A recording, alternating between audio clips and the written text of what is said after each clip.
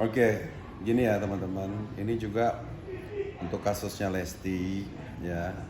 Saya harus melihat dulu apa sih yang digugat. Terus bukti materinya yang mana yang digugat. Saya juga bingung gitu kan. Gitu. Karena kita ini kan kalau menggugat tuh nggak bisa asal-asalan. Harus dilihat dulu, ya. Yang melanggar tuh yang mana. Dibilang memang lagu yang apa judulnya tuh ranting kering ya. Tapi setahu saya sih yang tampil di video-video yang beredar ini sih belum ada saya lihat sesuatu yang melanggar gitu, ya kan? Karena saya tahu kan, pasti Lesti juga punya manajemen yang bagus, manajemen yang baik gitu kan, nggak sembarangan dia mengcover sesuatu gitu, ya kan. Tidak mungkin lah seorang Lesti ini, ya karena kan dia sudah di bawah naungan manajemen yang profesional gitu kan, sembarangan gitu loh, ya, memproduksi sebuah karya orang tanpa izin itu kayaknya nggak mungkin banget gitu. Jadi yang saya lihat ini belum kelihatan nih materi-materi yang dituduh tuh modelnya kayak apa gitu, ya. Memang sekali lagi bahwa kita kalau mau menggunakan karya orang lain, apalagi untuk kita publikasikan untuk mengatasnamakan diri kita sendiri, wajib minta izin, wajib membicarakan tentang royalti, ya, sama si pengarang tersebut gitu, wajib, karena kan itu kan karya orang gitu, ya, seperti itu. Jadi untuk yang kasusnya Lesti ini ya saya sih sama sekali belum pernah tahu materinya bentuknya kayak gimana sih gitu. Ya jadi mohon maaf saya belum bisa berbicara banyak karena saya juga kan takut salah gitu. Ya sejauh ini yang saya lihat kayaknya nggak ada yang melanggar deh. Saya lihat ya, ibaratnya kalau nyanyi di panggung ya memang itu kan dia ibaratnya seperti orang-orang lain gitu. Menyanyi ya seperti yang orang-orang lain itu bawakan di panggung-panggung hajatan, panggung-panggung show nyanyi. Kecuali mohon maaf di TV ya. Kalau TV memang udah diatur sama broadcastnya, sama TV-nya. Tapi kalau off air sih saya rasa jarang minta izin. Justru kalau menurut saya harus bangga lah, ya, harus bangga karya itu dinyanyikan, gitu. Saya aja kalau punya lagu, bisa lagu saya dinyanyiin orang, saya bangga gitu. Ya selagi memang sifatnya untuk menghibur orang, kecuali memang kita untuk mendapatkan keuntungan, itu pun juga kayaknya sih ya, mohon maaf nih, kalau udah kita upload di YouTube itu udah otomatis kena copyright, namanya copyright. Itu udah pasti udah kepotong untuk si pengarang lagu, si pemilik lisensnya gitu, seperti itu. Jadi makanya untuk kasus yang ini, untuk kasusnya ini saya belum melihat secara detail gitu, materinya bentuknya kayak gimana sih yang dipersoalkan, soalnya nggak muncul. Materi yang diributin itu nggak dimunculkan. Yang dimunculkan cuman Lesti lagi manggung off air, manggung. Kalau itu mau nggak mungkin bisa digugat gitu loh, ya kan, seperti itu. Mungkin ada beberapa pengarang yang memang mau off air, mau on air, mau bikin apa harus permisi dulu. Ada yang begitu, ya, ada yang begitu gitu. Cuman ibaratnya yang dipersoalkan sama Kang Yoni ini, kita kan nggak tahu teknik permainannya gitu, permainan karya dia tuh seperti apa gitu. Jadi itu juga mesti dibicarakan gitu kan, seperti itu gitu. Atau dia bikin pengumuman, barang siapa yang membawakan karya saya on air, off air, di panggung, di ini harus izin. Nah itu boleh gitu kan. Tapi kan ini mungkin Lesti juga nggak tahu gitu kan, kalau dia punya ibaratnya punya permainan sendiri gitu. Nah katanya juga Lesti ditemukan susah, mau ditemuin susah gitu kan. Terus sempat melayangkan somasi. Nah menurut saya hadapi saja. Somasi itu kan ibaratnya musyawarah. Jadi bahasa istilah hukumnya tuh somasi ya. Ibaratnya mengajak musyawarah. Menurut saya sih nggak apa-apa, temukan saja. Kalau Lestinya nggak mau, ya mungkin perwakilan gitu. Mana yang dianggap salah, materi yang mana, seperti itu nggak apa-apa. Kita perlu nuhun karena memang saya berharap antara penyanyi dan pencipta itu harus sinkron. Karena serba salah ya. Mereka ini saling simbiosis mutualisme, ya kan? Penyanyi kalau nggak ada pencipta, nyari materinya di mana? Nah, pencipta juga sama, ya. Kalau bikin lagu tapi nggak dinyanyikan sama orang yang booming juga nggak bakal terkenal juga lagunya gitu. Jadi ya kita baik-baik saja, kita bicara baik-baik, ya kan? Kita ini kan orang timur, ya. Kalau memang Lesti mungkin dia nggak bisa ditemukan, saya yakin pasti bisa lah. Nggak mungkin nggak bisa orang. Jadi ada pekerjaan. Gitu. Kan kadang-kadang kalau didatengin kagak bisa, pengen surat. Surat nanti akan ada yang nerima siapa di rumah gitu loh, seperti itu. Jadi mau didatangin boleh, kirim surat boleh, seperti itu ya. Mudah-mudahan masa cepat selesai. Saya lagi bawa kalau kita mau menggugat seseorang itu ditunjukin dulu materinya yang mana. Ini saya juga sampai sekarang bingung materi yang mau digugat yang mana gitu.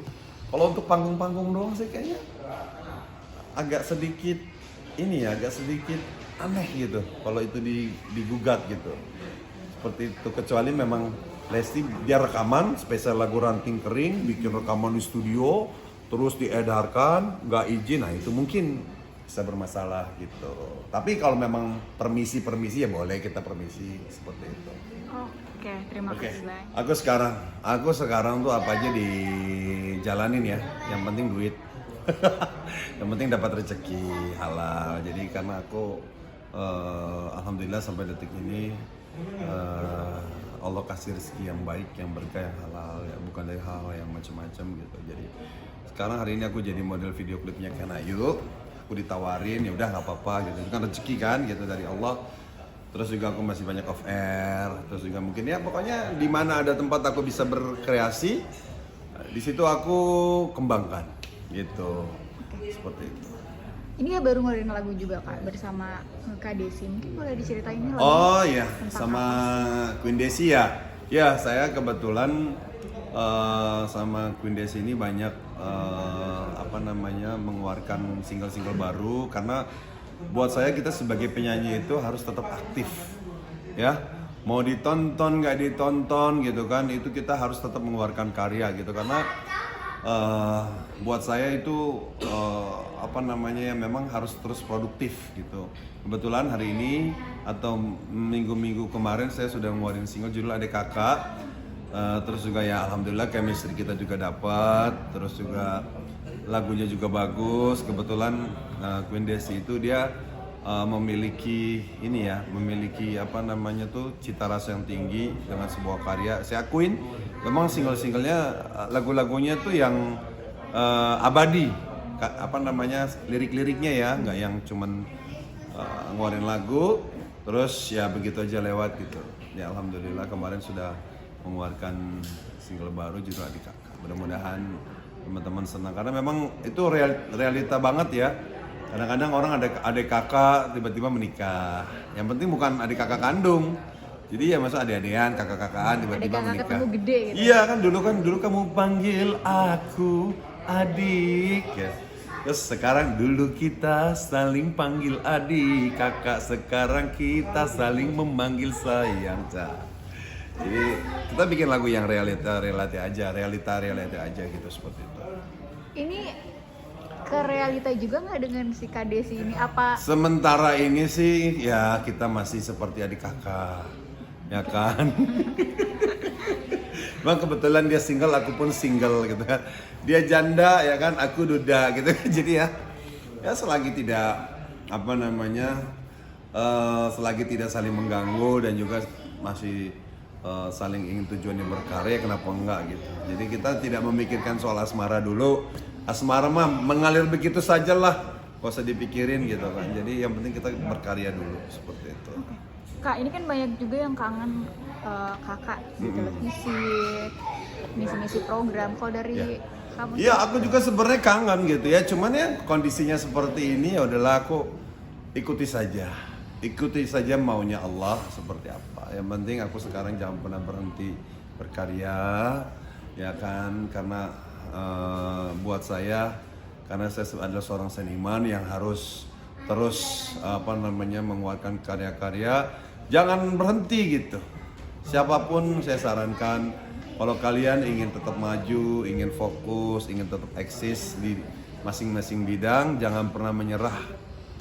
Walaupun banyak cobaan, rintangan ya, karena saya yakin semua manusia pasti punya rintangan.